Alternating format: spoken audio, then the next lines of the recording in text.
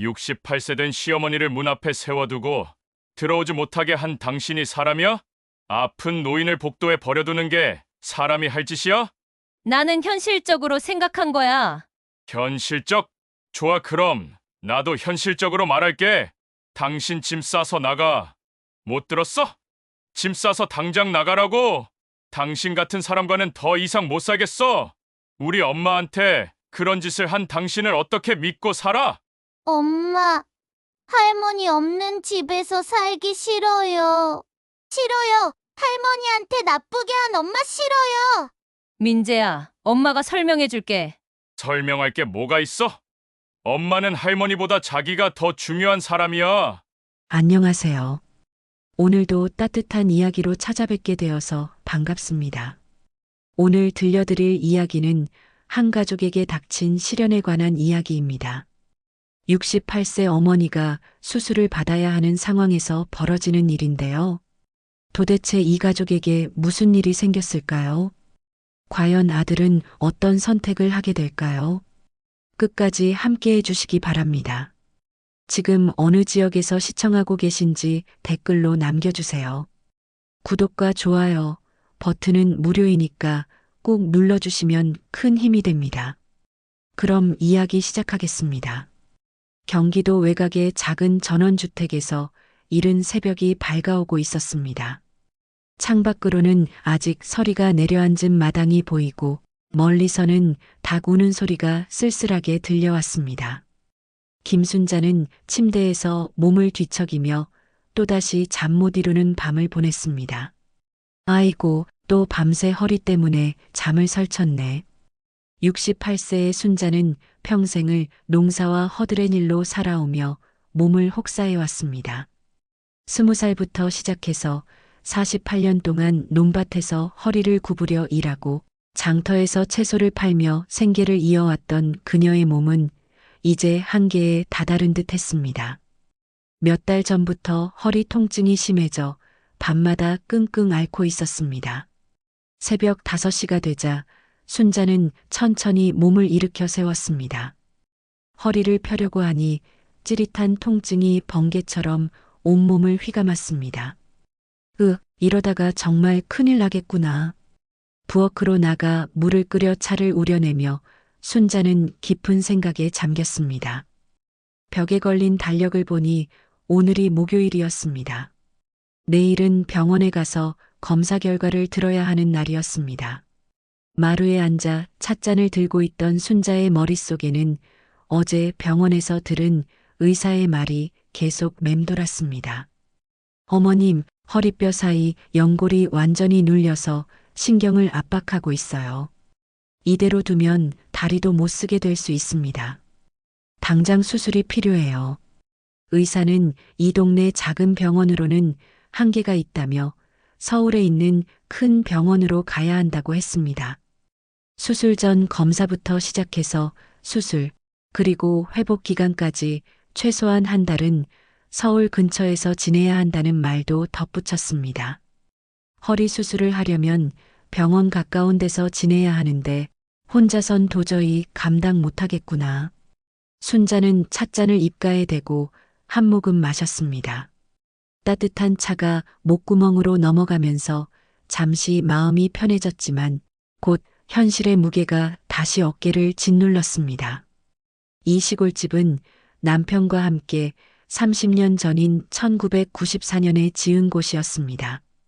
낡고 추위가 스며드는 집이지만 평생의 추억이 담긴 보금자리였습니다. 마당에 감나무, 울타리 옆에 장독대, 남편이 손수 만들어준 작은 텃밭까지 모든 것이 그리운 추억으로 남아 있었습니다.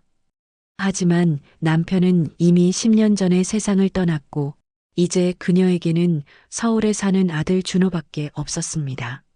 마당에서 들려오는 바람 소리를 들으며 순자는 마음속 깊이 걱정이 쌓여갔습니다. 어제는 화장실에 가려고 일어서다가 그만 주저앉을 뻔했습니다. 다리에 힘이 빠져서 벽을 짚고 겨우 일어설 수 있었습니다. 이러다가 정말 큰일 날 것 같은데. 순자는 찻잔을 다 비우고 방으로 들어가 낡은 협탁에서 전화번호부를 꺼냈습니다. 거기에는 아들 준호의 집 전화번호가 정성스럽게 적혀 있었습니다. 손이 떨리며 전화기를 집어들었습니다. 아들은 서울에서 작은 회사를 다니며 아내 윤정과 10살 된 아들 민재와 함께 살고 있었습니다. 40세의 준호는 어릴 때부터 공부를 잘해서 서울로 대학을 가고 졸업 후에는 그곳에서 직장을 잡아 가정을 이루었습니다. 성실하고 효심이 깊은 아들이었지만 요즘 들어 걱정스러운 소식을 자주 들었습니다. 한 달 전 추석 때 내려왔을 때도 얼굴이 많이 야위어 있었습니다. 엄마, 요즘 회사 일이 너무 바빠서 집에 들어가는 시간이 거의 밤 10시가 넘어요. 그래도 몸 관리는 해야지. 너무 무리하지 마라. 네, 알겠어요. 그런데 민재 학원비며 집값이며 너무 올라서 정말 힘들어요. 그때 준호의 얼굴에는 깊은 피로와 걱정이 서려 있었습니다. 그런 아들에게 어떻게 자신의 병 때문에 도움을 청할 수 있을까요? 전화를 걸기 전에 순자는 잠시 망설였습니다. 아들에게 짐이 되고 싶지 않았습니다. 하지만 이번 상황은 정말 어쩔 수 없었습니다. 허리 통증은 날이 갈수록 심해졌고 혼자서는 더 이상 견딜 수 없을 정도였습니다. 벽에 걸린 시계를 보니 아침 8시였습니다. 준호가 출근하기 전에 전화를 해야 했습니다. 하지만 손이 떨려서 번호를 누르기가 쉽지 않았습니다. 창밖을 내다보니 햇살이 따스하게 내려앉아 있었습니다. 마당의 감나무에는 아직 잎사귀 몇 개가 바람에 흔들리고 있었습니다. 남편이 심어준 그 나무도 이제 20년이 넘었습니다. 여보, 내가 아들한테 짐만 되는 것 같아. 어떻게 해야 좋을까? 순자는 하늘을 올려다보며 돌아가신 남편에게 속삭였습니다. 그러고 나서 깊게 숨을 들이마시고 용기를 내어 전화기의 버튼을 눌렀습니다. 신호음이 울리기 시작했습니다. 한 번, 두 번, 세 번째 신호음이 울릴 때 전화기 너머로 익숙한 목소리가 들려왔습니다. 여보세요? 준호야, 엄마다. 아, 엄마. 아침 일찍 무슨 일이세요? 혹시 어디 아프신 건 아니죠? 아들의 걱정스러운 목소리를 들으니 순자의 눈가에 눈물이 맺혔습니다. 어떻게 시작해야 할지 모르겠었지만 이제 더 이상 미룰 수도 없었습니다. 준호야, 엄마가 허리 수술을 앞두고 있는데 혹시 며칠만 내 집에서 지내도 되겠니? 순자는 떨리는 목소리로 조심스럽게 말을 꺼냈습니다. 전화기 너머로 잠시 침묵이 흘렀습니다. 준호가 무언가 생각하고 있는 것 같았습니다. 엄마, 수술이라고 하셨어요? 허리가 그렇게 심하셨나요? 어제 병원에서 검사 결과를 들었는데 당장 수술을 해야 한다는구나. 그런데 이 동네 병원으로는 안 되고 서울 큰 병원에서 해야 한다더라. 순자는 최대한 담담하게 말하려고 했지만 목소리가 자꾸 떨렸습니다. 아들에게 걱정을 끼치고 싶지 않았지만 혼자서는 도저히 감당할 수 없는 상황이었습니다. 그렇다면 당연히 오셔야죠. 제가 다 챙길게요. 언제부터 올라오실 거예요? 준호는 잠시 망설이다가 대답했습니다. 순자는 아들의 목소리에서 조금의 주저함을 느꼈지만 그래도 안도의 한숨을 내쉬었습니다. 고맙다, 준호야. 모레쯤 올라갈게. 너무 짐 되지 않을까 걱정이구나. 무슨 말씀을 하세요? 엄마가 어디 짐이에요? 그럼 모레 기다리고 있을게요. 전화를 끊고 나서 순자는 한동안 전화기를 바라보았습니다. 아들은 흔쾌히 승낙했지만 왠지 마음 한편이 무거웠습니다. 아들의 목소리에서 무언가 숨겨진 걱정이 느껴졌기 때문이었습니다. 그때 서울에서는 준호가 전화를 끊고 깊은 한숨을 내쉬고 있었습니다. 부엌에서 설거지를 하던 아내 윤정이 물었습니다.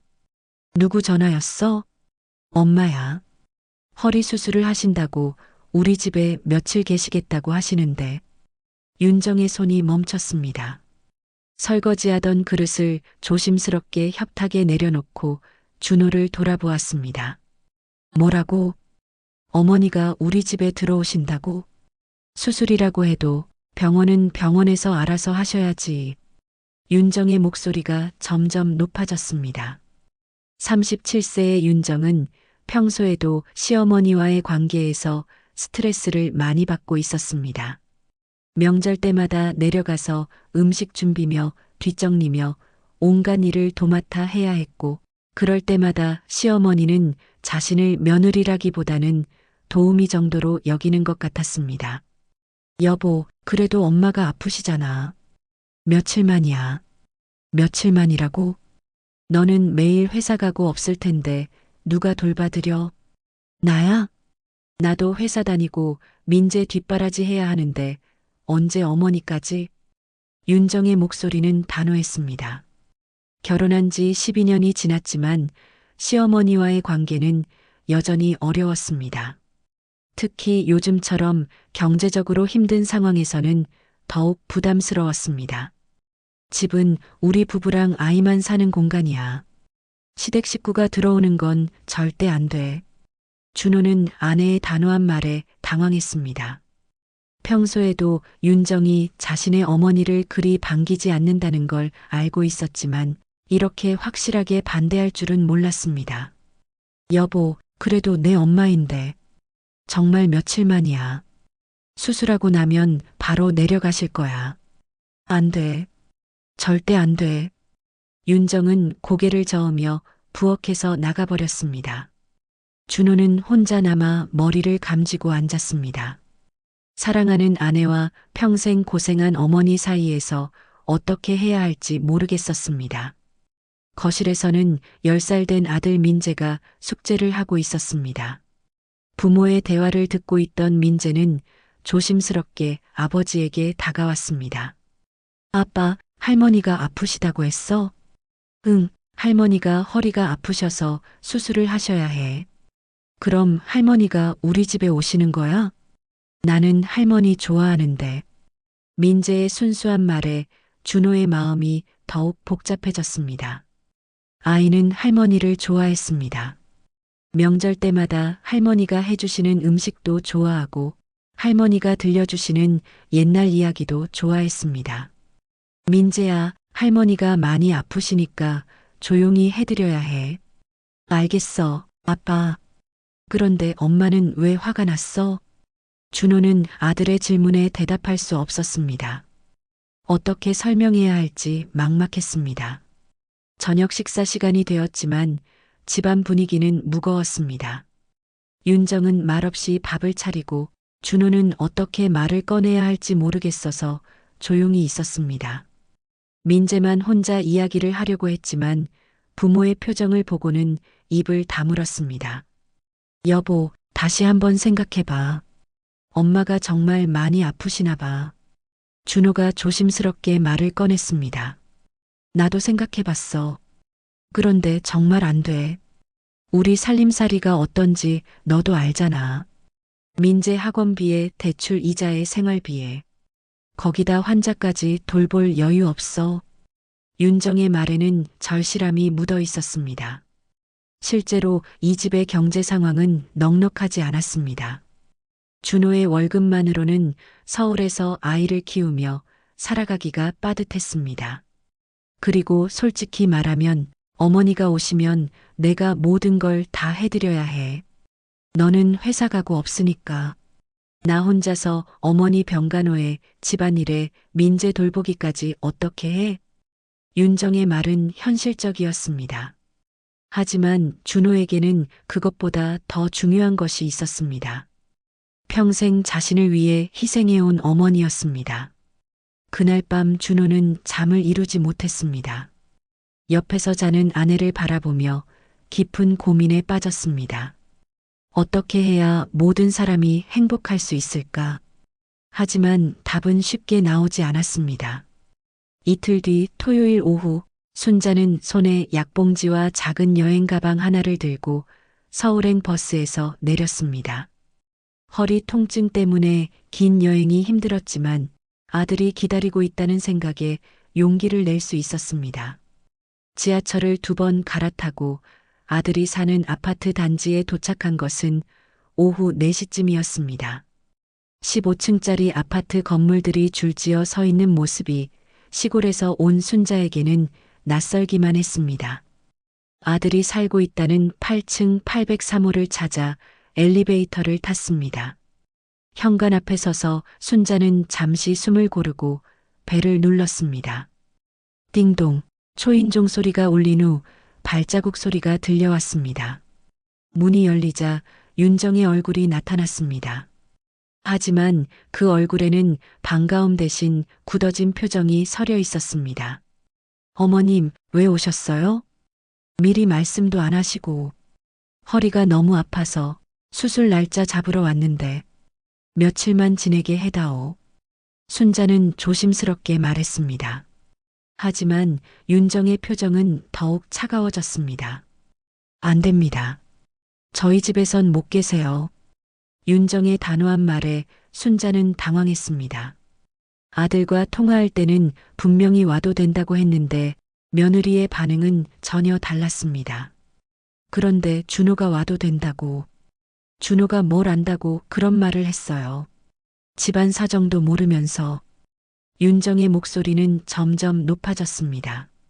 복도를 지나가던 이웃들이 힐끗힐끗 바라보기 시작했습니다. 며느리야, 내가 짐 되려고 온 게 아니라 정말 어쩔 수 없어서. 어쩔 수 없다고 하시면서 왜 우리 집으로만 오세요? 다른 데는 알아보셨어요? 순자는 윤정의 차가운 말에 가슴이 찔렸습니다. 다른 데라고 해도 갈 곳이 없었습니다. 평생을 이 아들 하나만 바라보고 살아왔는데 이제 와서 어디로 가라는 것일까요? 며느리야, 부탁이다. 며칠만. 안 됩니다. 윤정은 문을 닫으려고 했습니다. 그때 안에서 민재의 목소리가 들려왔습니다. 엄마, 누구야? 할머니야. 민재가 뛰어나왔습니다. 할머니를 보자마자 얼굴이 환하게 밝아졌습니다. 할머니, 정말로 오셨네요. 아빠가 오신다고 했는데. 그래, 민재야. 할머니가 많이 보고 싶었단다. 순자는 손자를 보자 그제야 미소를 지을 수 있었습니다. 하지만 그 순간도 잠깐 윤정이 민재의 팔을 잡아당겼습니다. 민재야, 들어가. 엄마, 왜 할머니 못 들어오게 해? 나 할머니 좋아하는데. 민재가 울먹이며 말했습니다. 순자는 손자의 눈에서 눈물이 맺히는 것을 보고 마음이 아팠습니다. 괜찮다, 민재야. 할머니는 다른 데서 지낼게. 순자는 가방을 들고 돌아서려고 했습니다. 하지만 허리 통증 때문에 몸을 제대로 가누기가 힘들었습니다. 벽에 손을 짚고 겨우 몸을 지탱했습니다. 그때 엘리베이터에서 준호가 나타났습니다. 회사에서 일찍 나와 어머니를 맞으러 온 것이었습니다. 엄마, 여기서 뭐 하세요? 추운데. 준호는 복도에서 서성이고 있는 어머니를 보고 깜짝 놀랐습니다. 준호야, 며느리가 안 된다고 하는구나. 내가 다른 데 알아볼게. 순자는 아들에게 짐이 되고 싶지 않아서 애써 담담하게 말했습니다. 하지만 목소리는 떨리고 있었습니다. 뭐라고요? 여보, 이게 무슨 일이야? 준호가 윤정을 돌아보며 물었습니다. 윤정은 팔짱을 끼고 단호한 표정을 유지했습니다. 당신도 알잖아. 어머님이 오시면 생활이 다 깨져. 나 회사 일도 힘들고 아이 학원비도 빠듯한데 환자까지 돌볼 여유 없어. 그래도 내 엄마인데. 며칠만이라고 했잖아. 며칠이 며칠이야? 한 달이라고 했잖아. 그 한 달 동안 누가 돌봐드려? 너는 매일 회사 가고 없을 텐데. 윤정의 말에는 현실적인 걱정이 담겨 있었습니다. 하지만 순자에게는 차가운 거절로만 들렸습니다. 복도에는 긴 침묵이 흘렀습니다. 민재는 할머니와 부모를 번갈아 보며 울음을 터뜨렸습니다. 아빠, 할머니 왜 못 들어와? 할머니가 아프신데. 민재의 울음소리가 복도에 울려 퍼졌습니다. 이웃집 문이 열리고 사람들이 고개를 내밀어 상황을 지켜보았습니다. 순자는 더 이상 민폐를 끼치고 싶지 않았습니다. 가방을 다시 들고 엘리베이터 쪽으로 걸어갔습니다. 엄마, 어디 가세요? 괜찮다, 준호야. 근처 여인숙에서 지낼게. 그럴 수 없어요. 엄마, 들어오세요. 준호가 어머니의 팔을 잡았습니다. 하지만 윤정이 그 앞을 막아섰습니다. 안 돼. 절대 안 돼. 여보, 제발. 싫어. 내가 왜 시어머니 병간호까지 해야 해? 나도 사람이야. 윤정의 목소리가 복도에 울려 퍼졌습니다. 순자는 며느리의 말을 듣고 가슴이 무너지는 것을 느꼈습니다. 알겠다. 내가 짐이구나. 순자는 힘없이 중얼거리며 엘리베이터 버튼을 눌렀습니다. 손이 떨려서 제대로 누르기도 힘들었습니다. 엘리베이터 문이 열리자 순자는 안으로 들어갔습니다. 민재가 달려와서 할머니의 치마를 잡았습니다. 할머니, 가지 마요. 제발. 순자는 손자의 머리를 쓰다듬어 주었습니다. 눈물이 나려고 했지만 꾹 참았습니다. 괜찮다, 민재야. 할머니는 괜찮아. 엘리베이터 문이 닫히면서 순자의 모습이 사라졌습니다. 복도에는 민재의 울음소리만 메아리 쳤습니다. 순자가 엘리베이터에서 사라진 후 복도에는 무거운 침묵이 흘렀습니다. 민재는 여전히 엘리베이터 문 앞에서 울고 있었고 준호는 어떻게 해야 할지 몰라 우두커니 서 있었습니다. 여보, 이게 뭐야? 어떻게 이럴 수 있어? 준호가 윤정을 돌아보며 말했습니다. 목소리에는 분노가 섞여 있었습니다. 뭐가 어떻다는 거야? 나는 현실적으로 말한 거야. 우리 형편에 어머님까지 모시고 살 수 있어? 윤정도 지지 않고 맞섰습니다. 결혼한 지 12년 만에 이렇게 큰 소리로 다투는 것은 처음이었습니다. 형편이 어떻든 내 엄마야. 평생 날 위해 고생하신 분이라고. 그래, 당신 엄마야. 그럼 당신이 돌보라고. 나는 못해. 당신도 우리 가족이잖아. 어떻게 그런 말을 할 수 있어? 준호의 목소리가 떨렸습니다. 아내가 이렇게 차갑게 나올 줄은 몰랐습니다. 민재가 울면서 아버지에게 매달렸습니다. 아빠, 할머니 어디 갔어? 할머니 아프신데 혼자 어떡해? 민재야, 아빠가 할머니 찾아올게. 집에서 기다려. 준호는 아들을 달래며 윤정을 다시 바라보았습니다. 여보, 마지막으로 한 번만 더 생각해봐. 제발. 안 돼. 절대 안 돼. 윤정은 고개를 저으며 집 안으로 들어갔습니다. 준호는 한참을 복도에 서 있다가 민재의 손을 잡고 엘리베이터를 탔습니다. 아빠, 우리 할머니 찾으러 가는 거야? 응, 아빠가 할머니 찾아서 모셔올게. 준호는 아파트 단지 주변을 돌며 어머니를 찾기 시작했습니다. 하지만 어디로 가셨을지 감이 오지 않았습니다.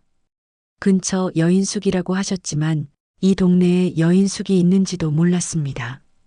1시간을 찾아다녀도 어머니는 보이지 않았습니다. 민재는 피곤해서 아버지 등에 엎여 있었습니다. 그때 순자는 지하철역 근처 작은 여인숙에서 방을 잡고 있었습니다. 하루 3만 원짜리 작은 방이었지만 지금의 순자에게는 그것도 부담스러웠습니다. 사흘만 있을게요. 어머님, 혹시 어디 아프세요? 얼굴이 안 좋아 보이시는데. 여인숙 주인 아주머니가 걱정스럽게 물었습니다. 괜찮습니다. 좀 쉬면 나아질 거예요. 순자는 방에 들어가 침대에 누웠습니다. 허리 통증은 점점 심해졌고 마음의 상처는 더욱 깊어졌습니다. 내가 정말 짐이구나. 아들한테까지. 순자는 천장을 바라보며 눈물을 흘렸습니다. 평생 아들 하나만 바라보고 살아왔는데 이제 그 아들마저 자신을 부담스러워하는 것 같았습니다. 그때 집에서는 준호와 윤정이 계속 다투고 있었습니다. 여보, 엄마를 못 찾겠어. 어디 가신 걸까? 준호가 초조하게 말했습니다. 찾아서 뭐 할 건데? 또 여기로 모셔올 거야? 당연하지. 내 엄마인데. 그럼 나는 어떡하라고? 매일 회사에서 스트레스 받아서 집에 오는데 집에서까지 시어머니 눈치 보면서 살라고? 윤정의 목소리에는 절망감이 섞여 있었습니다. 평소에도 시어머니와의 관계가 편하지 않았는데 아픈 시어머니를 모시고 산다는 것은 정말 부담스러웠습니다. 솔직히 말하면 어머님은 요양원에 모시는 게 맞아. 우리가 희생할 이유 없잖아. 요양원? 그런 말 어떻게 할 수 있어?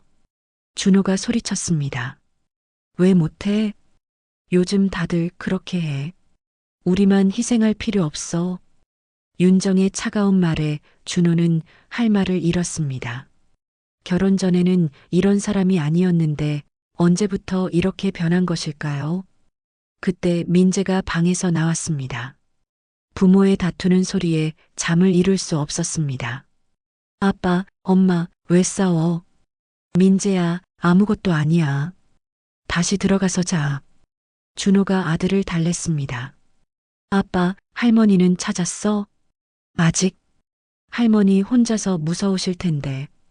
할머니 아프신데 왜 엄마는 우리 집에 못 오게 해? 민재의 순수한 질문에 윤정이 버럭 소리쳤습니다. 너는 몰라. 어른 일에 끼어들지 마. 민재가 엄마의 화난 목소리에 놀라서 울기 시작했습니다. 준호가 아들을 안아주었습니다. 여보, 아이한테 왜 그래? 내가 왜 이렇게 됐는지 알아? 시어머니 때문이야. 명절 때마다 내려가서 온갖 뒷바라지 다 하고 그럴 때마다 나를 며느리가 아니라 머슴 취급하시잖아. 윤정이 그동안 쌓였던 불만을 쏟아냈습니다. 그리고 솔직히 말하면 어머님이 여기 계시면 내가 집에서 편할 수가 없어. 무슨 말을 해도 눈치 보게 되고 무슨 행동을 해도 간섭받는 것 같고. 그래도 뭐야? 내 인생은 어떡하라고? 나도 사람이야. 내 집에서 편하게 살 권리 있어. 윤정의 말에는 진심이 담겨 있었습니다. 하지만 준호에게는 받아들이기 어려운 말이었습니다. 여보, 그럼 우리 이혼하자. 준호가 조용히 말했습니다. 뭐라고? 나는 내 엄마를 버릴 수 없어. 그럼 우리 헤어지자. 정말 그럴 거야? 윤정의 목소리가 떨렸습니다. 설마 남편이 이렇게까지 나올 줄은 몰랐습니다. 응, 이혼이라도 좋아. 하지만 엄마는 내 목숨 같은 분이야. 그분을 버리면 난 인간이 아니야. 준호의 목소리는 단호했습니다. 그 순간 윤정은 얼굴이 하얗게 질렸습니다. 당신 정말 그럴 거야? 그런 것 같아. 두 사람 사이에 긴 침묵이 흘렀습니다. 민재는 부모의 무서운 대화를 듣고 더욱 울음을 터뜨렸습니다. 이혼? 아빠, 엄마, 이혼이 뭐야? 아이의 순진한 질문에 준호와 윤정은 모두 말문이 막혔습니다. 다음 날 아침 순자는 여인숙 침대에서 깨어났습니다. 하지만 몸을 일으킬 수가 없었습니다. 허리 통증이 어제보다 훨씬 심해져서 움직일 때마다 찌릿한 고통이 온몸을 휘감았습니다. 아이고, 이러다 큰일 나겠구나. 순자는 간신히 몸을 일으켜 화장실에 가려고 했습니다. 하지만 일어서자마자 다리에 힘이 빠지면서 그만 바닥에 주저앉고 말았습니다. 으악! 순자의 비명소리가 여인숙 복도에 울려 퍼졌습니다. 옆방에서 자고 있던 손님이 깨어나 문을 두드렸습니다. 어머님, 괜찮으세요? 도와주세요. 일어날 수가 없어요. 여인숙 주인 아주머니가 급히 달려왔습니다. 문을 열고 들어가 보니 순자가 바닥에 쓰러져 있었습니다. 어머님, 어디가 아프세요? 허리가 너무 아파요. 이러면 안 되겠어요. 병원에 가셔야 해요. 주인 아주머니는 급히 구급차를 불렀습니다. 10분 후 구급차가 도착했고 순자는 응급실로 실려갔습니다. 응급실에서 검사를 받은 결과는 심각했습니다. 허리 디스크가 더욱 악화되어 신경을 심하게 압박하고 있었습니다. 어머님, 허리뼈 사이 연골이 완전히 터져서 신경을 누르고 있어요. 당장 수술이 필요합니다. 의사가 심각한 표정으로 말했습니다. 하지만 가족 보호자 없이는 수술을 진행하기 어렵습니다. 보호자가 계신가요? 아들이 서울에 있는데 연락해 보세요. 지금 상태로는 정말 위험합니다. 간호사가 순자의 핸드폰을 찾아 준호에게 전화를 걸었습니다. 하지만 준호는 회사에서 중요한 회의 중이어서 전화를 받지 않았습니다. 보호자와 연락이 안 되네요. 어떻게 하시겠어요? 의사가 걱정스럽게 물었습니다. 그냥 저 혼자라도 수술 받을 수는 없나요? 순자가 간절하게 물었습니다. 어머님, 이 수술은 전신마취로 진행됩니다. 혹시라도 생기는 응급 상황에 대비해서 보호자가 꼭 필요해요. 그럼 어떻게 해야 하나요? 순자의 눈에 절망이 서렸습니다. 아들은 연락도 안 되고 며느리는 자신을 원하지 않고 이제 정말 혼자인 것 같았습니다. 일단 입원부터 하시고 보호자 연락될 때까지 기다려보세요. 순자는 병원 침대에 누워 천장을 바라보았습니다. 내가 자식 귀찮게 하려고 태어난 것도 아닌데 눈물이 볼을 타고 흘러내렸습니다. 평생을 아들을 위해 살아왔는데 이제 와서 이렇게 외롭게 병원에 누워 있어야 하는 현실이 너무 슬펐습니다.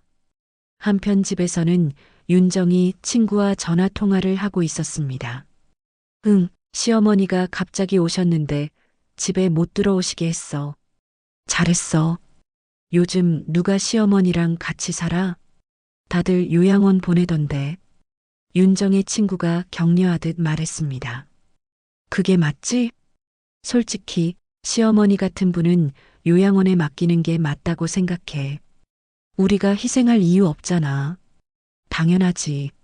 너도 일하고 아이도 키워야 하는데 시어머니까지 돌볼 수 없어. 그런데 남편이 이혼하자고 하더라고. 뭐? 정말? 남편이 그런 말을 했어? 응.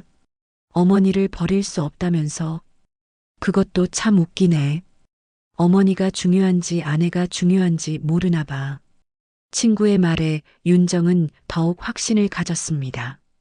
자신이 잘못한 것이 아니라는 생각이 들었습니다. 그때 민재가 학교에서 돌아왔습니다. 어젯밤 부모의 다툼을 본 민재는 하루 종일 마음이 무거웠습니다. 엄마, 할머니는 어디 계세요? 모르겠어. 아빠한테 물어봐.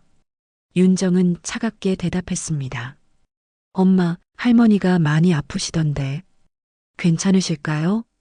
그런 건 내가 걱정할 일이 아니야. 그래도 할머니인데.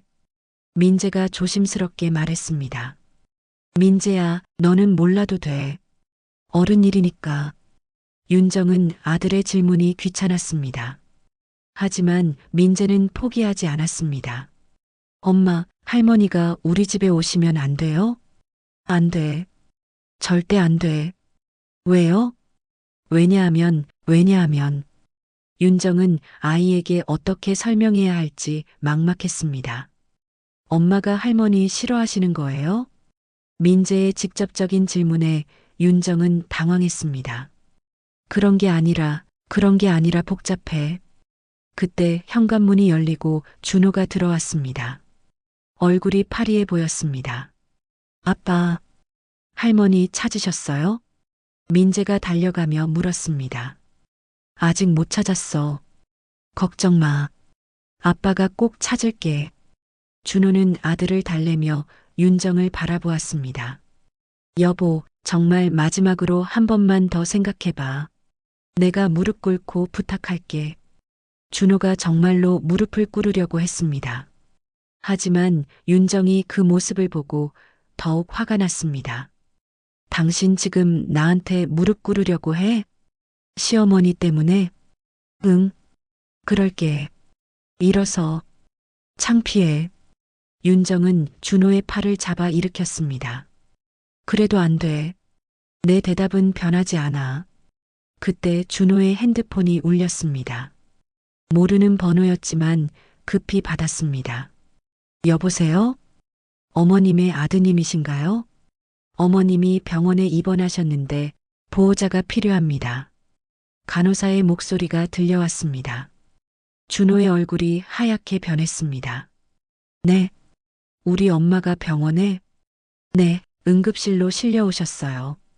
허리 상태가 많이 안 좋으셔서 당장 수술이 필요한데 보호자 서명이 없으면 수술을 진행할 수 없습니다. 준호는 전화를 끊고 급히 옷을 갈아입었습니다. 여보, 엄마가 병원에 입원하셨어. 수술을 해야 한대. 윤정의 표정이 잠시 흔들렸지만 곧 굳어졌습니다. 그럼 당신 혼자 가. 준호가 병원에 도착했을 때는 이미 오후 6시가 넘어 있었습니다. 응급실에서 순자를 찾는데 한참이 걸렸습니다. 침대에 누워있는 어머니의 모습을 본 준호는 가슴이 무너지는 것을 느꼈습니다. 엄마, 괜찮으세요? 준호야, 와줘서 고맙다. 순자는 아들을 보자 그제야 안도의 미소를 지었습니다. 하지만 얼굴이 많이 상해 보였습니다. 엄마, 혼자서 얼마나 힘드셨어요? 제가 바로 왔어야 했는데. 준호는 어머니의 손을 잡으며 죄책감에 눈물이 났습니다. 의사가 다가와 설명했습니다. 보호자분이신가요? 어머님 상태가 많이 안 좋으십니다. 허리 디스크가 완전히 터져서 신경을 압박하고 있어요. 당장 수술하지 않으면 하반신 마비가 올 수도 있습니다. 그럼 바로 수술해 주세요. 수술 동의서에 서명해 주셔야 합니다. 그리고 수술 후 최소 2주일은 입원하셔야 하고 퇴원 후에도 한 달 정도는 절대 안정이 필요합니다. 준호는 서류에 서명하면서 머릿속이 복잡했습니다. 어머니가 수술을 받으신 후에는 어디서 지내실까요? 집으로 모셔올 수밖에 없는데 윤정이 허락할까요?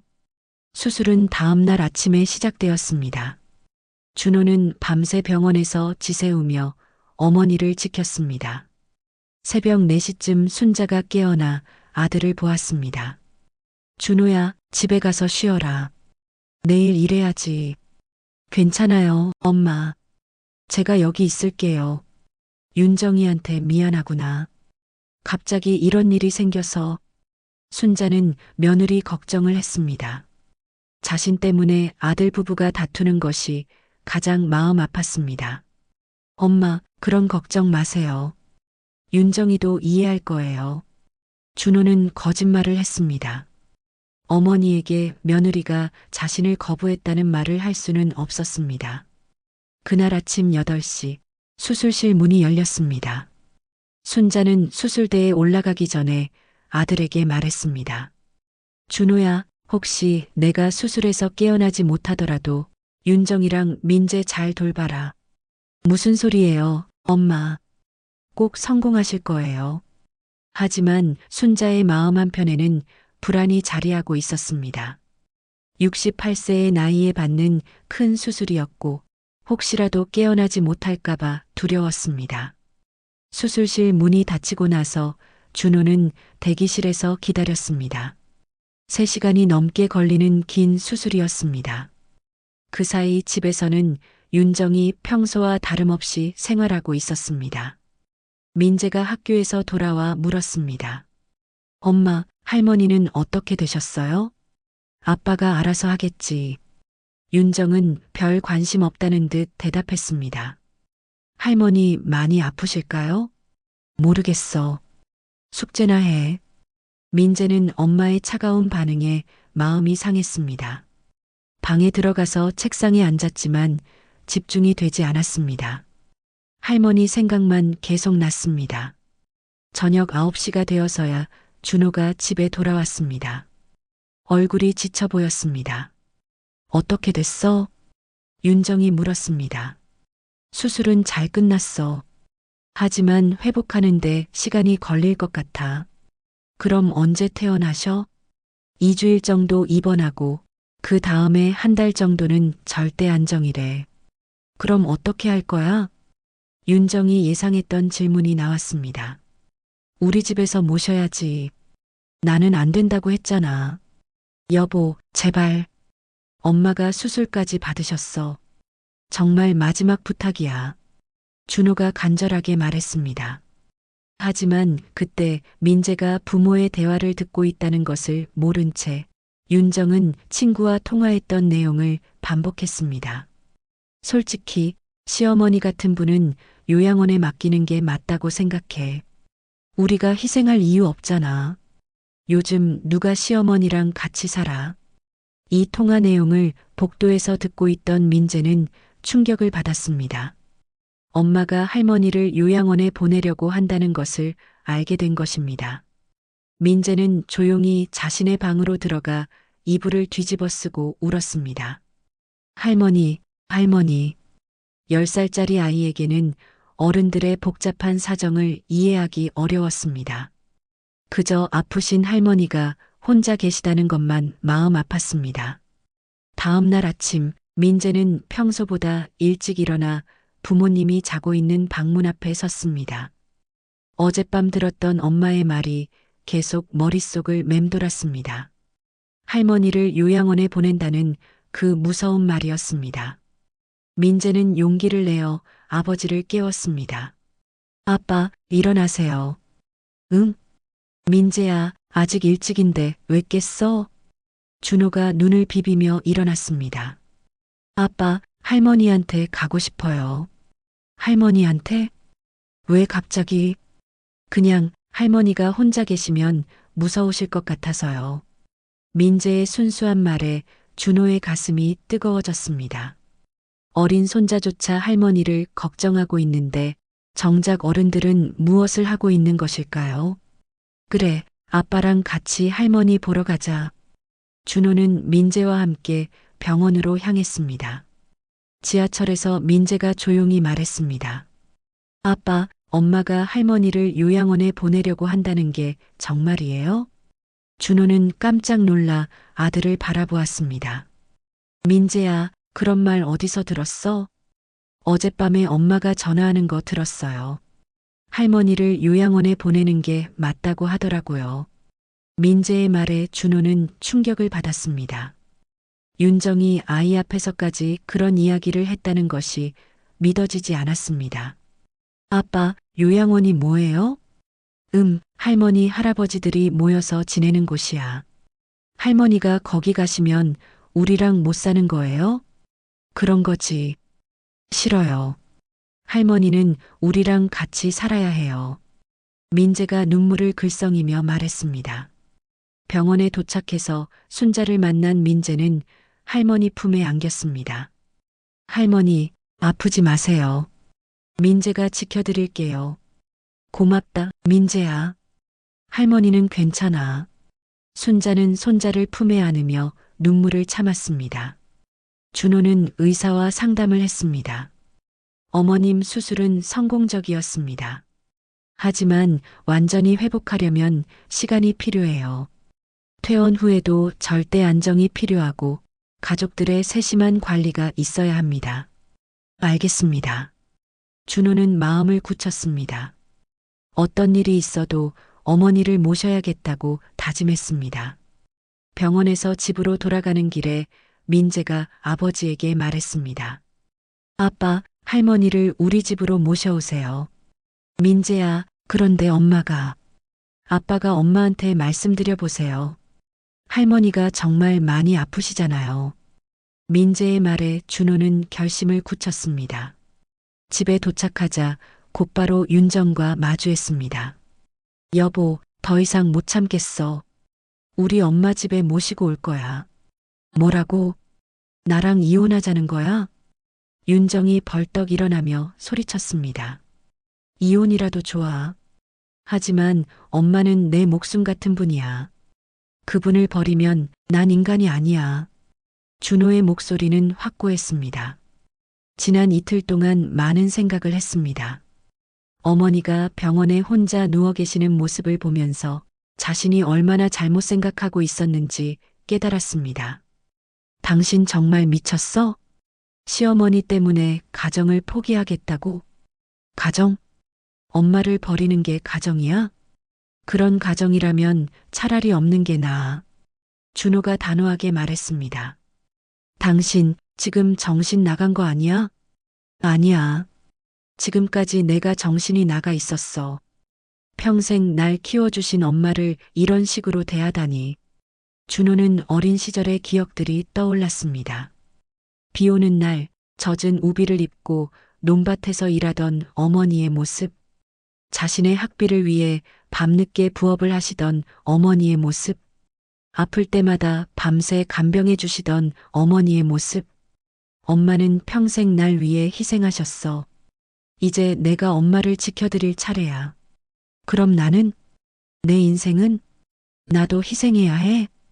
윤정의 목소리에도 절망이 섞여 있었습니다. 여보, 우리 같이 모시자.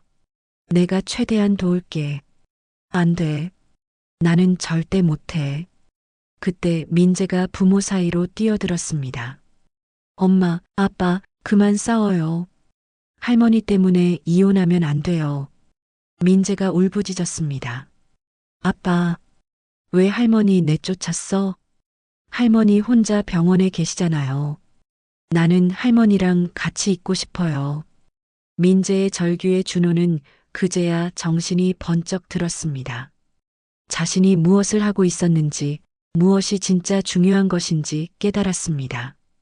내가 무슨 짓을 한 거지? 엄마는 평생 날 위해 일만 하셨는데, 준호의 어린 시절 기억들이 물밀듯이 떠올랐습니다.